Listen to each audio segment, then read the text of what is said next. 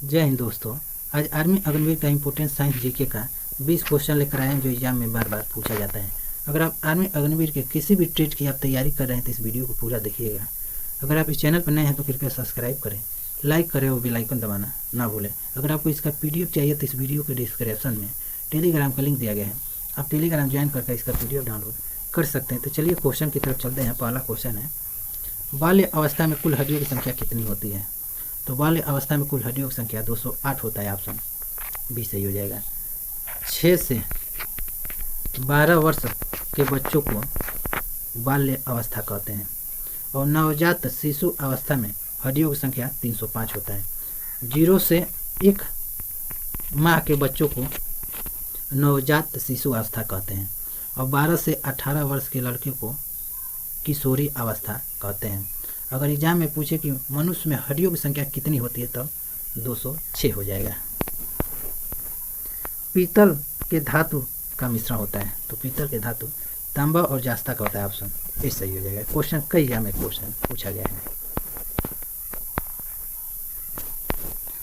Dash के कारण ध्वनि दिन की अपेक्षा रात में अधिक दूरी तक सुनाई पड़ती है, तो अधिक दूरी तक ध्वनि के अपवर्तन के कारण सुनाई पड़ती है। ऑप्शन डी सही हो जाएगा। और रेगिस्तान में मरीचिका का चमकना और कांच में आई दरार का चमकना यह पूर्ण आंतरिक परिवर्तन का उदाहरण है। यह भी एग्जाम में कई बार पूछा गया है। कांच के ऊपर चित्र बनाने के लिए प्रयोग किया जाता है। ये कांच के ऊपर जो चित्र बना है तो इसको बनाने के लिए हाइड्रोफ्लोरिक अम्ल का प्रयोग किया जाता है। ऑप्शन सी सही हो जाएगा। टिक्का रोग किस फसल में होता है? तो टिक्का रोग मूंगफली में होता है। ऑप्शन डी सही हो जाएगा। आज यह क्वेश्चन बिहार फॉरेस्ट गार्ड में क्वेश्चन पूछा जा चुका है। और गरीबों का बादाम मूंगफली को कहा जाता है।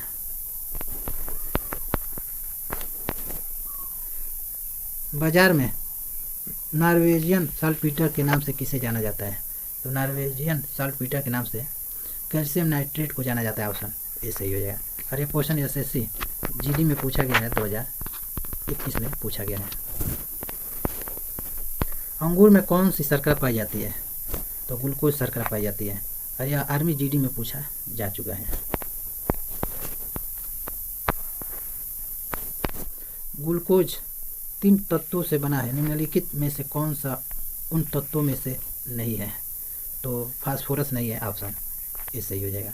तो ग्लूकोज कार्बन, ऑक्सीजन और हाइड्रोजन से मिलकर बना है और ग्लूकोज को डेक्सट्रोज के नाम से भी जाना जाता है। निम्नलिखित में से कौन सा एक लौह चुंबकीय पदार्थ का उदाहरण नहीं है? तो लौह चुंबकीय पदार्थ का उदाहरण एल्युमिनियम नहीं है। ऑप्शन डी से यह प्रतिचुंबकीय पदार्थ का उदाहरण है। स्टेथोस्कोप का आविष्कार किसने किया था? तो इसका आविष्कार लायनेक ने किया था। ऑप्शन सी सही हो जाएगा। और हुमापेट दवा की खोज हाइनेमैन ने किया था और भाप के इंजन की खोज जेम्स वाट ने किया था। स्टेथोस्कोप का यह चित्र है। निम्नलिखित में से कौन सा तत्व है मंडलीफ का आवर्त सारणी का अंतिम तत्व है? तो मंडलीफ का आवर्त सारणी का अंतिम तत्व यूरेनियम है। ऑप्शन सी सही हो जाएगा। और पहला तत्व हाइड्रोजन है और यह क्वेश्चन MP पटवारी में पूछा गया है 2023 में। समुद्री शैवाल किसके महत्वपूर्ण स्रोत हैं? तो आयोडीन के। ऑप्शन ए सही हो जाएगा। और यह क्वेश्चन UP PSC PCS 14 मई 2023 में यह क्वेश्चन पूछा गया है। तरल अवस्था में पाए जाने वाला अधातु है? तो तरल अवस्था में पाए जाने वाला अधातु ब्रोमीन है। ऑप्शन बी सही हो जाएगा। अगर एग्जाम में पूछे कि तरल अवस्था में पाए जाने वाला धातु कौन सा है, जब धातु केवल पूछे तब पारा हो जाएगा, जिसे मरकरी भी कहा जाता है, पारा हो जाएगा। और ब्रोमीन लोहा और एल्युमिनियम को भी यह गला सकता है। पादप और जंतु के बीच की कड़ी कहलाती है? पादप यानी पेड़ और जंतु के बीच यानी मनुष्य के बीच की कड़ी युगलीना कहलाती है। ऑप्शन डी सही हो जाएगा। फेन प्लावन विधि में कौन सा तेल प्रयुक्त होता है? तो इस विधि में चीड़ का तेल का प्रयोग किया जाता है। ऑप्शन सी सही हो जाएगा। और यह क्वेश्चन हरियाणा पुलिस में पूछा गया 2021 में। किस तापमान पर जल का अधिकतम आयतन व न्यूनतम घनत्व होता है? तो अधिकतम आयतन और न्यूनतम घनत्व 0 डिग्री सेल्सियस होता है। ऑप्शन भी सही हो जाएगा। अगर एग्जाम में आपसे पूछे कि किस तापमान पर जल का अधिकतम न्यूनतम आयतन और अधिकतम घनत्व होता है, अधिकतम घनत्व 4 डिग्री सेल्सियस पर हो जाएगा। प्रकाश को सूर्य से पृथ्वी तक आने में औसत कितने समय लगते हैं?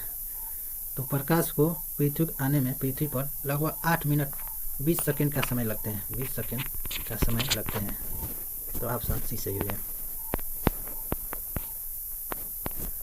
अवंटू ग्रंथि, जिसे थायराइड ग्रंथि भी कहा जाता है, कहाँ पाई जाती है? तो यह गर्दन में पाई जाती है। ऑप्शन सी सही हो जाएगा।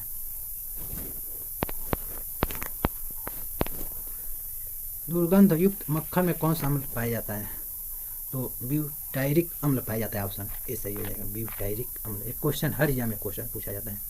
और दही में लैक्टिक अम्ल पाया जाता है, दही में। और इमली में टार्ट्रिक अम्ल पाया जाता है, नींबू में सिट्रिक अम्ल पाया जाता है। नेक्स्ट क्वेश्चन है, अनाज और दालों जैसे खाद्य पदार्थों को समानांतर धूप में सुखाकर परिचित किया जाता है, इस विधि को क्या कहते हैं? तो इस विधि को निर्जलीकरण कहते हैं। ऑप्शन सी सही हो जाएगा। नेक्स्ट क्वेश्चन है और लास्ट क्वेश्चन है, और इस क्वेश्चन का आंसर आप लोग कमेंट बॉक्स में बताइएगा। किस पौधों को जंगल की आग कहते हैं? तो टोटल आपको 21 प्रश्न करा दिए हैं। अगर ये वीडियो आपको पसंद आया है तो कृपया सब्सक्राइब करें, लाइक करें और बेल आइकन दबाना ना भूलें। तो मिलते हैं आपको नेक्स्ट वीडियो में, तब तक के लिए जय हिंद।